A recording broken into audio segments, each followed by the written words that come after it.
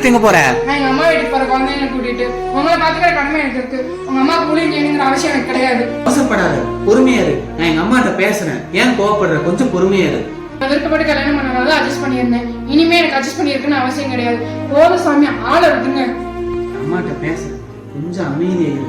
என் பேச்சு கொஞ்சம் கேளு. என்ன பேச போறீங்க? இத்தனை நாள் என்ன பேசுனீங்க?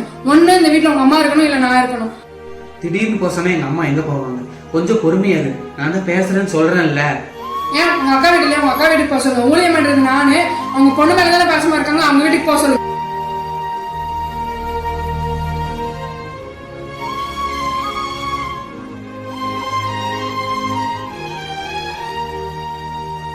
அம்மா, உங்ககிட்ட கொஞ்சம் பேசணுமா? சொல்லுப்பா. அவ பேசுறத நான் கேட்டுட்டு தான்ப்பா இருந்தேன். அதாவது மனசுக்கு பிடிச்சா தான்ப்பா வாழ முடியும் சேர்ந்து. அவளுக்கு பிடிக்கல, அதனால நீ அவ கூட ஒத்துமையா நல்ல விதமா இரு. நீங்க 2 பேரும் சண்டை போட்டீங்கன்னா குழந்தைங்க வம்பா போயிடுவாங்க. நீ தேர்ந்தெடுத்த வாழ்க்கை அது. நீ அவளை நல்லா வச்சுக்கிட்டாதான் நல்லது. உன்னைய வளர்த்த நான் என்னைய பார்த்துக்க எனக்கு தெரியாதா? அதனால நீ வருத்தப்படாத. நான் எங்கோ போய் நான் இருக்கேன், நீ கவலைப்படாத.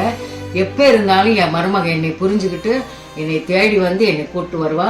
அது வரைக்கும் நீ என்னை நினைச்சு வருத்தப்படாம சந்தோஷமா இரு.